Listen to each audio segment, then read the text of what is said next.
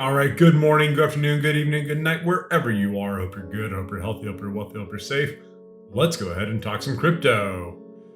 All right, we are going to continue today our series where we are covering the history of currency, looking at what modern currency is, and trying to discuss what the future currency might look like. Again, in order to do this, we have to jump back and kind of see where currency came from, how it developed, and what affected it over the course of human history. All right, today we are picking up where we left off. Before, we were talking about the role of currency, followed by the types of currency, specifically what was used as currency. And now we're going to be looking at what the trouble with money actually is, the trouble with currency. And this can be painted a couple of different ways. The first thing to think about is that if we put ourselves historically back into history, go back to early kingdoms, ancient history, one of the things that we see is that they are using a lot of precious metals as their currency. They're creating coins out of gold, silver, bronze, copper, other types of precious metals. And this is good for a couple of reasons. One, precious metals innately have a deep intrinsic value. It takes a lot of effort to get them out of the earth. So there's a lot of energy put into that, a lot of time put into that. And then when you make a currency out of it, let's say a king decides to have a currency made and they have their face stamped on it. Now you are saying that the king, guarantee the value of this. I guarantee how much metal there is in this.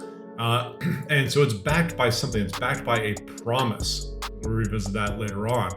But now you have this currency out there and you have it competing with other currencies around the local trading area.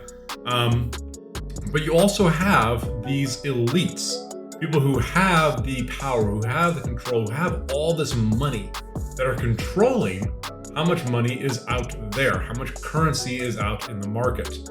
And whenever you have a group of individuals controlling this, first of all, it can be good. It is possible for it to be a good thing. But so often what we see historically is that they run into an issue where they get greedy.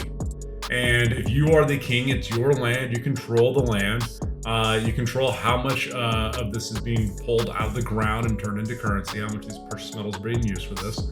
One of the things that you can do is you can start to debase your money. By this, we mean you are adding baser metals into it. Say you add tin into silver. You make your coins actually have less of the more precious metal in them. But you still say that one that has, say, 20% tin and 80% silver is the same as a coin that was minted last year that was 100% silver from the exact same size.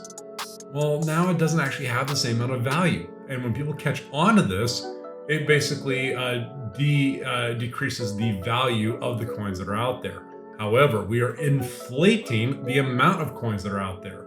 If I only have, say, 1,000 pounds of silver, I can create 1,000 pounds worth of coins. Or I can add in, say, 200 pounds of tin, and now I have 1,200 pounds worth of coins. I'm increasing the amount of coinage that I am producing. So that's the problem with money, is that it creates power. That power corrupts, and we run into this issue where we see the currency becoming debased and inflating the volume of currency that's out there. All right, that has been our next video. Please go ahead, like, share, subscribe, comment, whatever the little links are. Have fun, enjoy. Continue to follow me along on this series. Be looking for tomorrow's video. Have a good